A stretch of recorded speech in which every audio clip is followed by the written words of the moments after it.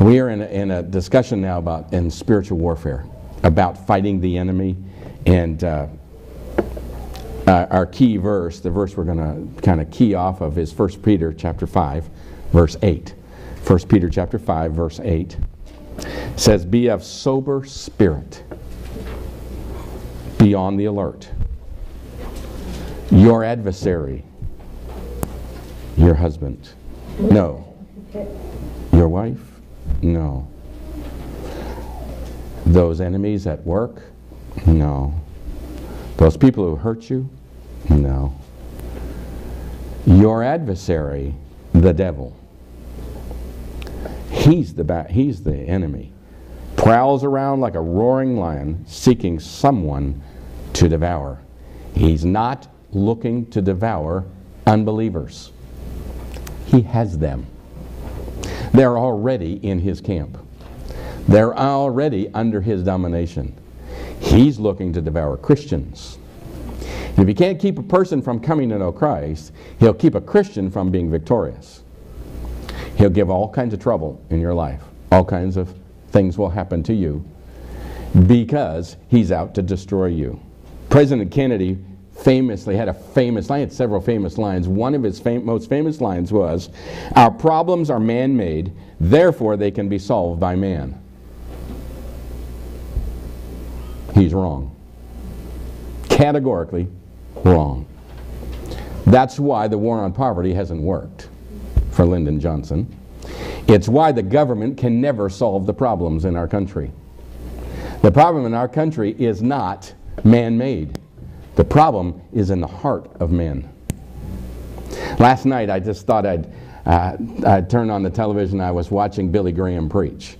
You know, I'll tell you what, it was exciting.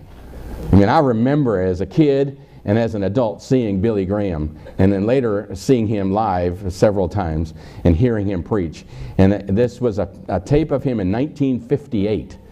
So he started in about 49, so he could not have been very old. I figured probably in the early 30s.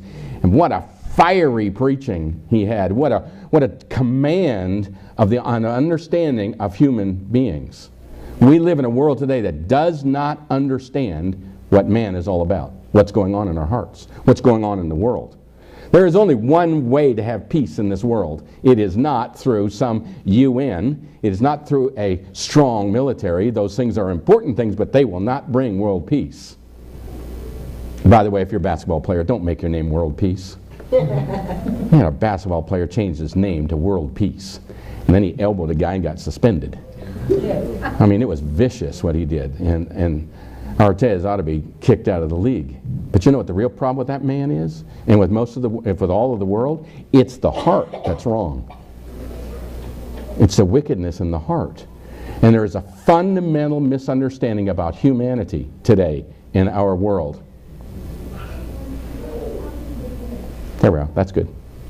A fundamental understanding, a misunderstanding of human nature. There are some people that believe a government ought to take over and somehow that they would do better than our corporations. That somehow the people in government are different. Are they? Yeah. Yeah, they just take $800,000 and go have a party.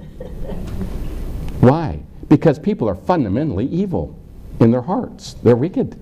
And they're wicked because the enemy has their hearts under their control. You're not going to expect a government run by the same people who run corporations to be any better. People are at heart, in their hearts, wicked. It's been like that throughout eternity. And so when Kennedy says our problems are man-made, therefore we can solve them, he's incorrect. Our problems are not man-made. There is an enemy out there, an adversary, who is pushing the buttons in people's lives. And he is the real enemy. And so I want us to consider this enemy this morning. We have a lot to cover this morning. So write quickly. It'll be up here, one line at a time. But I want us to talk about this enemy that we have. Some of who he is involved in his name. And we're going to look at his name, his nature, his past, his future, his present, all in 25 minutes. Okay? Now, this is a difficult one for me because I want to talk about Jesus, because he's our hope and our answer. But we got to know the enemy. And so next week we're going to look at how he attacks us. Today we're going to look at his nature and who he is. Next week we're going to look at how he attacks. Next week after that we'll look at how do we apply that and how do we win that battle in our lives. The first name given to this enemy is Satan. And that word means adversary. So he is our adversary. Revelation chapter 12 verse 9 says, so you don't need to turn to these, I'll just read them to you. And the great dragon was thrown down, the serpent of old, who is called the devil and Satan, who deceives the whole world. He is thrown down to the earth, and his angels were thrown down with him. So we have the name Satan, which is adversary, the name serpent, or the serpent of old. We know him from Genesis, when he lied to Adam and Eve, or lied to Eve, and then had them sin. So he is the serpent of old. The devil, which means slanderer. The devil, slanderer. And he is also the dragon. And those are just terms just from one verse in Revelation that talk about him. Think about this person. Is he of value to you? Would a person who is a slanderer, an adversary, a serpent, a dragon, would he be someone you would want to follow? Does that sound like somebody you want to follow? No, not at all. Matthew chapter 12 verse 24 says, but when the Pharisees heard this, they said, this man casts out demons only by Beelzebub, or Beelzebul, some say, the ruler of the demons. And so another word for him, Beelzebub, which really means Lord of the Flies. That's what that word means. The Lord of the Flies. If you've read that book, Lord of the Flies, basically the book is left by themselves on an island. What comes out in them? Their real nature. Wickedness comes out in them. Which is interesting. You got to read the book. It's really interesting. But the book basically is talking about human nature, and these little kids left on their own become evil. Because that's our nature. And so he calls them Beelzebub. And actually, the Lord of the Flies, it means he's vile and loathsome. Matthew chapter 4, verse 3. And the tempter came and said to him, if you are the Son of God, command these stones to become bread. He's the tempter. John 12:31 says, now judgment is upon the world. Now the ruler of this world will be cast down. He's the prince or the ruler of the world. You say, wait a minute, I thought you said all last week that God was in charge. Absolutely, God's in charge. Remember, all authority has been given to Jesus. All power is in God's hands. The creator of the universe owns all the power. And the only power the enemy has is the stuff he has usurped or God has allowed him to have. That's all he has. He is the prince of the world. Now, lest you fall into Christian dualism, you will have a problem here if you fall into Christian dualism. Christian dualism is that there is good and evil, and they fight for control. That is not the biblical view of the universe. The biblical view of the universe is God is in charge, and the created one is not. He is not equal to God. We don't have two gods fighting for control. We have God who's in charge, and he allows this guy to have a little power. But he is in no way worried about this man's power. He's in no way concerned about it. So we don't have a dualism of two gods. We have only one God. When you think of the Old Testament, and you think of all the gods they served, were they real? No. Probably demonic. Probably demons. Or just creations of their own minds. But they are not gods. And that's why when Paul says in the New Testament, you know, when you get a sacrifice offered to an idol and you eat it, are you joined with the idol? And his answer was, there aren't anything there. There's nothing going on there. There aren't any other gods. And when you know the one God who is all in charge of everything, then you can surrender to him and you know nothing else matters. And he said, you want to eat some meat offered to idols? That'd be just fine. Now, if it bothers somebody, don't eat. But to tell you what, there's nothing there. There's demonic, there is the devil, but there is only one God. So yes, he's the prince of the world, or the ruler of this world, but only because God has allowed that. Not because he's too strong for God to keep him under or down. John 8:44 says, you are from your father the devil, and you want to do the desires of your father. He was a murderer from the beginning and does not stand in the truth, because there is no truth in him. Whenever he speaks a lie, he speaks from his own nature, for he is a liar and the father of lies. He is a liar. If you're not looking at the Word of God and finding out what it says about you, what it says about the world, what it says about truth, what it says about lies, you will listen to the liar. And I guarantee you that every problem you ever face and are facing right now is based in a lie. It is all based in a lie. And that's why we tell you, the Bible says, be transformed by the renewing of your mind. And that's why when you put on the armor of God, you begin with truth. It is why we tell you to read the Bible. It's why we say, get into it. You cannot know the truth without knowing His Word. And reading other books about the Bible, we tell you every week, get your name on that wall. Why? Because truth will set you free. It is the lie of the devil that keeps you down and under. It's the lie of the devil that says you can't read through the Bible this year. Really, you can't find 15 minutes a day? That's all it takes to read the Bible through in a year. You can go on a plan like I'm on right now. It's 25 minutes a day to get through the Bible in 6 months. Wow! I think I watch more hockey than that. Well, at least for a couple more weeks. Listen, people. You got to get the truth in because you're going to believe the lie. You don't really have to know all the stuff about the lie. What you really have to know is the truth.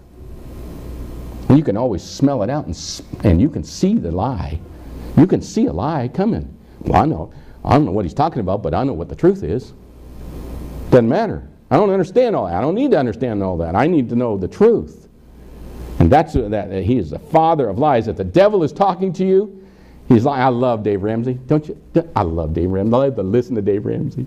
I love it when somebody calls in and says, I've been harassed by my creditors, right? He said, which ones? And then they'll say, American Express. I hate American Express.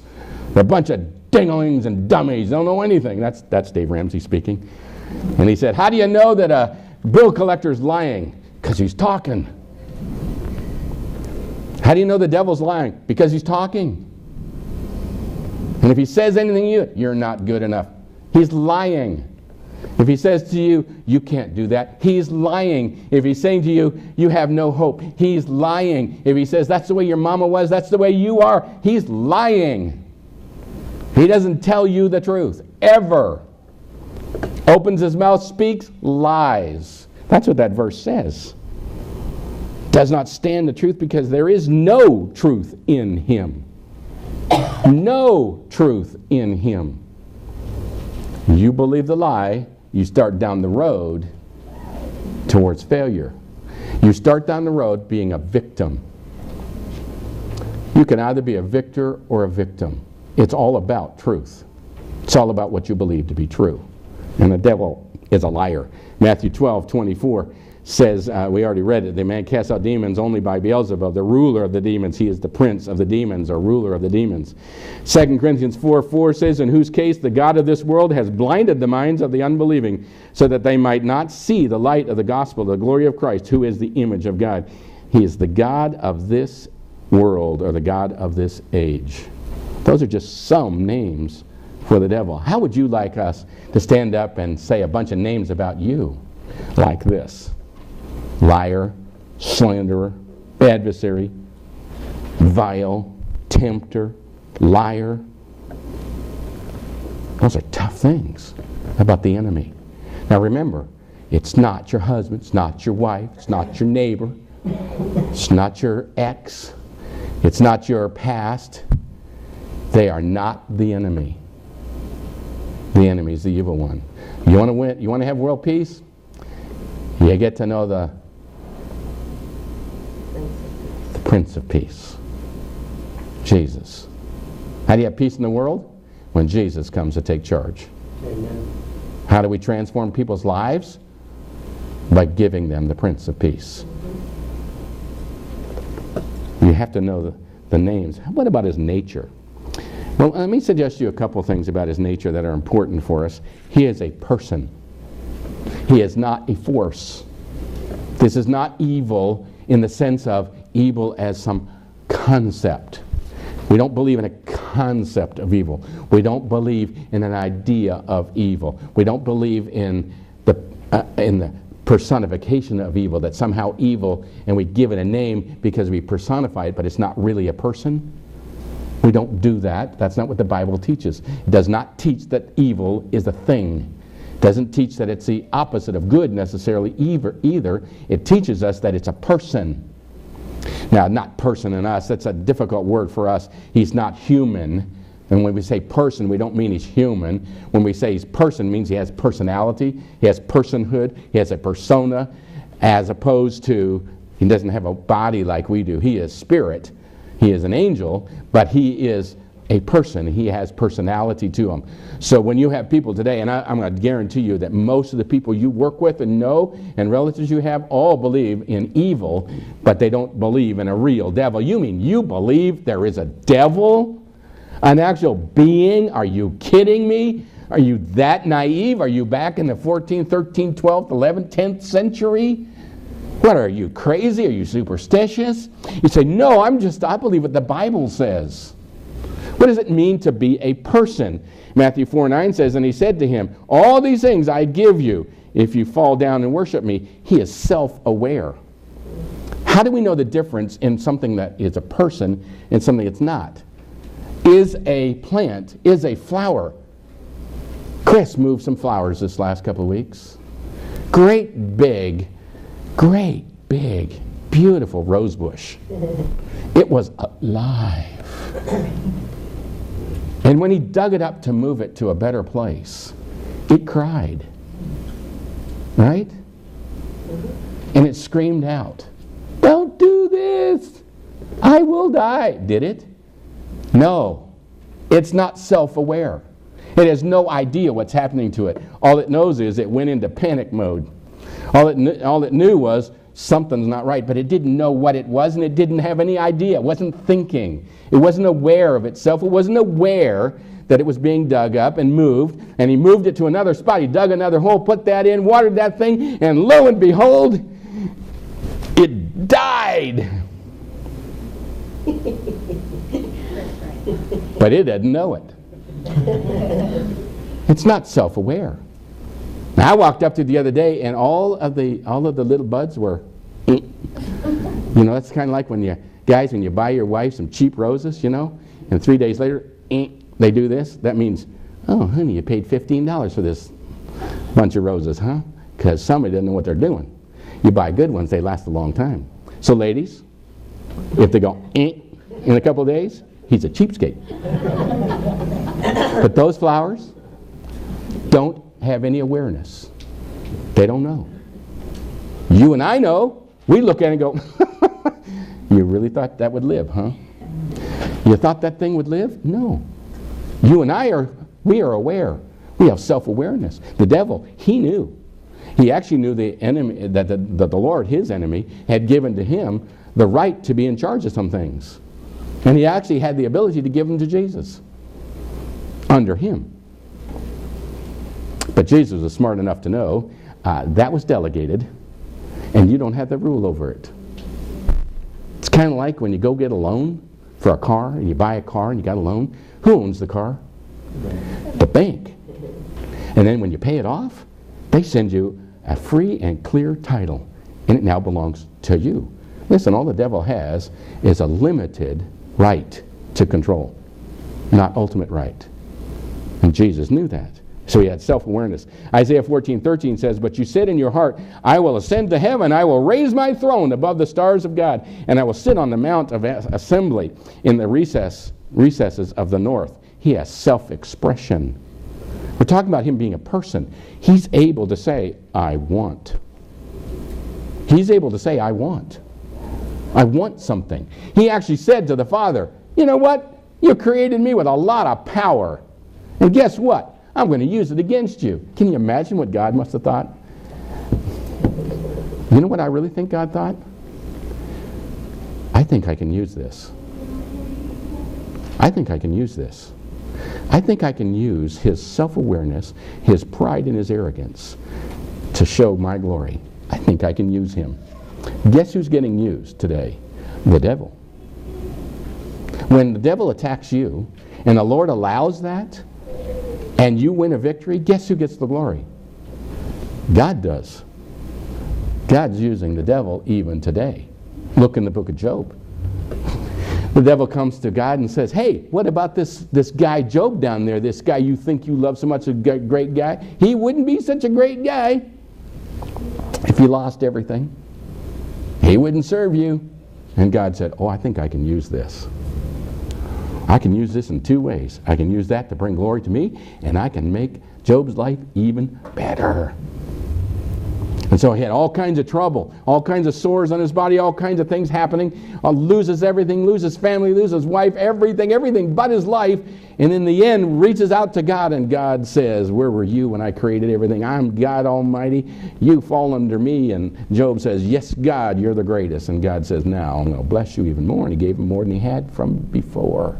God used the enemy to accomplish his will. But the devil is a person. He has self-awareness, self-expression. Look at Matthew chapter 4, verse 1 says, then Jesus was led by the Spirit into the wilderness to be tempted by the devil. And I put here, he has moral awareness. How do we know the difference in an animal and a person? We are self-aware. Well, an animal, maybe. But they don't have any moral awareness. An animal does what it is designed to do. Right? Most dogs chase cats. Why? Because that's what they're made to do. Most cats catch mice.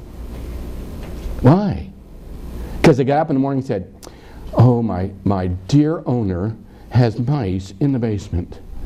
I believe I will go downstairs to the basement and catch those nasty mice for my owner. No. He goes downstairs, he goes, wah! A mouse. He chases them and he gets them. We had one that would catch them, play with them, throw them down, beat them, chase them, play with them, scare them to death. They do that out of their own drive inside how God has made them, but not because they're morally aware. The devil is morally aware. He knew how to tempt, and he knows how to tempt you.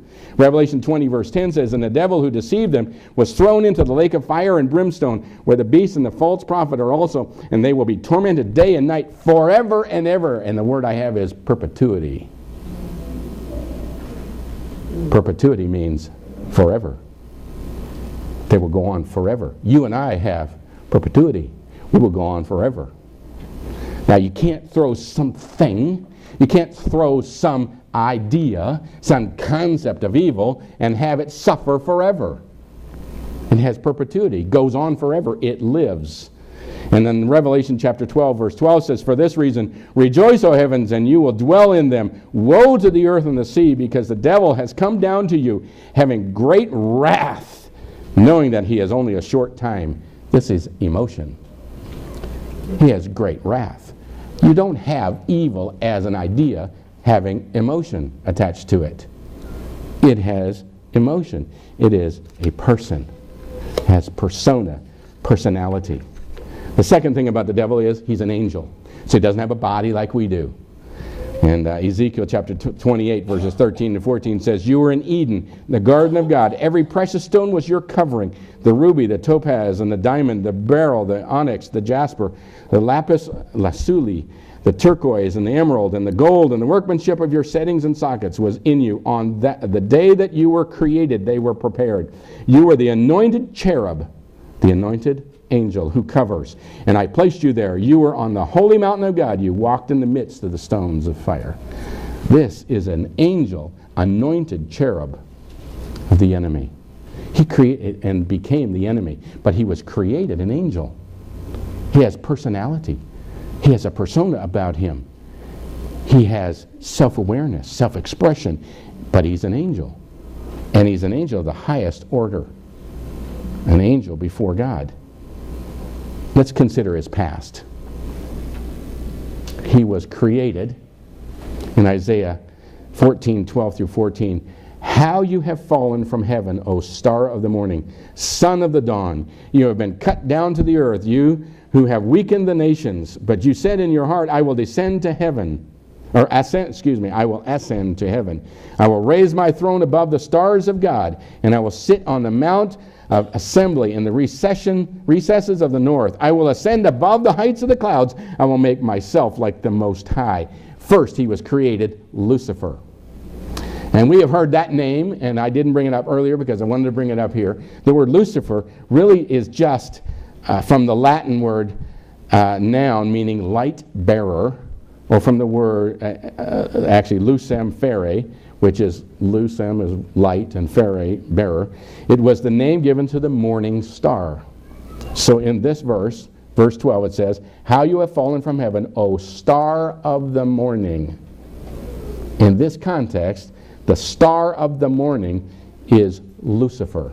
That's the word for Lucifer. And does anybody know what the morning star actually is? In astronomy, not astrology. In astronomy, the morning star? Oh, Chris. I'm an astronomer. I thought you would know this. It's Venus. It's the star of the morning. Yeah. And so Lucifer then was given this name because Isaiah, writing in prophecy about him, says he was a star of the morning, son of the dawn. The first star in the morning on the horizon is actually the planet Venus, but that's where we get this name, Lucifer. So he is a created being by God. He is an angel. He has personality. He has desire. Now, besides being created, he revolted. He decided he wanted to be God. So he has self-exaltation. He exalts himself, and he's full of pride. And pride is at the heart of who he is. It is at the heart of every one of our sins. Pride is nothing more for you and for him and for me. It is nothing more than wanting God's place. I rule, not he. I rule, not God. You rule, not God. That's pride. It's really hard to deal with the issue. If you have the issue, you say, well, pride is my problem. Well, pride is everybody's problem. Pride is a matter of submission. Pride is a matter of submitting to God. Pride is a matter of, I will exalt him, not myself. You can exalt yourself even in the church, if you want to. Isaiah chapter 14, verses 12 through 14 we already read, but in verse 13 it says, "But you said in your heart, I will ascend to heaven. I will raise my throne above the stars of God." Wow. This created being thought he could knock God off the throne. Did he think this was king of the castle, king of the hill? That somehow he could knock him down and take over? Yeah, he did. But where have I seen that before or since? Well, it's everywhere in the news. It's everywhere in your world you live in. People ruling their own lives. You know, you really want to say, like Dr. Phil, you know, how's it working out for you? Because it's not working out well for most people. Not working out very well at all. And their lives are in trouble. They are victims instead of victors. And most people are walking around with victims on their back. The sign, the circles with one in the center. They got that bullseye on their back, and they're victims, and they're getting hit all the time. I can't figure out why. Well, the enemy is the problem. He brought sin into the world. In Genesis chapter 3, brings sin into the world. Colossians 1:13 says, "For he rescued us from the domain of darkness and transferred us to the kingdom of his beloved Son." The domain of darkness, he brings sin into the world, and sin then becomes the ruler of our lives. It's when you put on those cards, so much of what you put, and I've been praying for you guys, everybody, all week, and I've been saying, oh God, in this month, would you set them free? And you ought to be praying the same thing. Oh God, would you set me free? Oh God, would you set me free? Yeah, I've been thinking about those things all week, and as I read them and prayed for you, I thought, boy, the enemy has put us under his domain. But listen to Colossians 1:13, "For he rescued us from the domain of darkness." He's pulled us out of the quicksand, out of darkness into light, out of failure into victory, out of submission to him to submission to Christ, out of defeat into a great victory. The enemy has ruled this world and rules it today. It's his domain. What's his future? Not good. It's not good. Future's not good. It's kind of like the election coming up. It's kind of it's interesting watching the Republicans, voting. Some will vote for this person, and some for that person, some for this person. I like this one better than that one, and they're all trying to decide. And I'm thinking, I don't know, who cares? Almost, And you sit back and just kind of go, okay. But if I had a lot of money and I wanted to back someone, now this is the way the world works. Now here's how it works. If I want to have power, I want to back the right one. Because if I back the right one and he ends up in the White House, I'm going to have some power. I'm going to get to say, I helped the president. And he's going to say, you want to come stay for a night? Because that's what they do. And they kind of, you pat my back, I'll pat your back. That's how the world works. Everybody's looking for the winner. I'm going to give the money to the winner so I can be a winner too. When it comes to God and the devil, you want to be with the winner? Because the loser is the devil. He's not going to win. Problem is, he acts like he's a winner. Don't you like those people? I remember a guy from high school. We used to play basketball together, and a lot of guys that play basketball. And listen, I know you're wondering, could I even get it up all the way? Yeah, little guy like me playing basketball was kind of fun to watch, especially with the big guys. But I was kind of quick, and I could play. Okay. But this guy, he was taller than me. He was terrible. Couldn't dribble. Couldn't shoot. Same as Mike. Couldn't do anything. And I used to think, wow, man. But you know who told everybody how great he was? Mike. He walked around talking about how great he was. We played soccer. I played on the varsity team in soccer in high school. I played first. I started. My other friend started. Mike, he didn't start. But guess who was the best player on the team? Mike. In Mike's eyes. Mike never had really a grasp of life too much, The devil's just like that. He's a loser. And he's going to lose in the end. But he acts like he's a winner. He acts like he's got all the power. And he tricks you into thinking you have to knuckle under. But what's his end? In Genesis chapter 3, verse 15, it says, and I will put enmity between you and the woman, and you do not want enmity between you and the woman. Okay, words of advice for you men, you don't want enmity between you and the woman, because the woman can make life really bad. And I will put enmity between you and the woman, and between your seed and her seed, and he shall bruise you on the head, and you shall bruise him on the heel. What's that talking about? The seed of the woman would crush the head of the snake. He crushes it. He stomps it. Most women hate snakes. I think it comes from this. They don't like them. Guys, we go out and catch them. Right? And then we scare the girls with them. And the girls all scream. Okay, maybe that's the only thing I did. Maybe I'm the only one that did that as a kid. But, the seed of the woman, that would be Jesus, will crush the head of the devil. So who wins? Jesus. He wins the victory.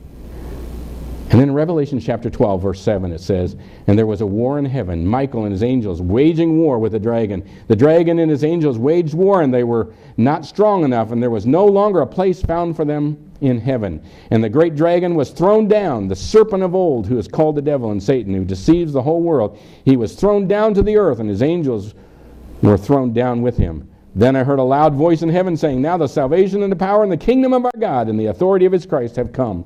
For the accuser of our brethren has been thrown down. He who accuses them before our God day and night. Now here's what happens in heaven. The Lord, the devil is allowed in the presence of God. We know that from Job. We know that he accuses the brethren. To whom does he accuse them?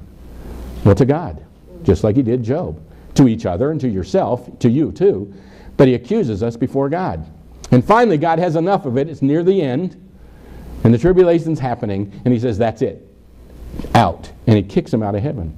He's no longer allowed there. And the end is just about to come. And the devil, because he thinks the end is near and he knows his time is short, he has a furious fight.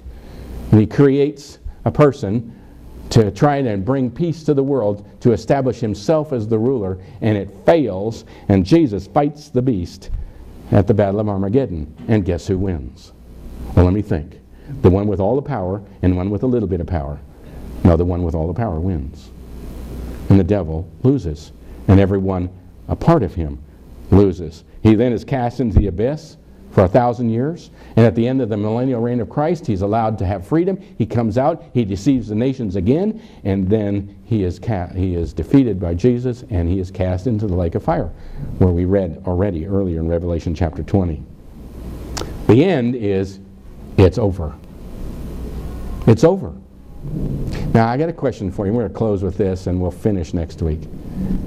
When Jesus was on the cross, the last thing he said, "It is finished."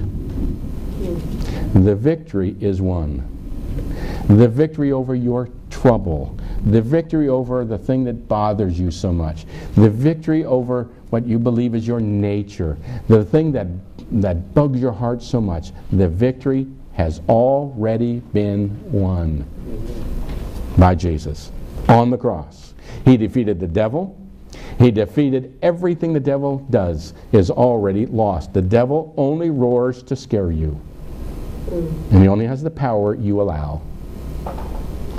So the Bible gives you one thing to do. Resist him. Stand against him. Say no. I like that thing the kids have at school. Just say no. Maybe that ought to be the motto for us. Just say no. That's the way you start. You say no. You can say like Jesus, "Get behind me, devil." Just say no. So the victory is already won. The one who is the strongest, last week we learned, was God the Father.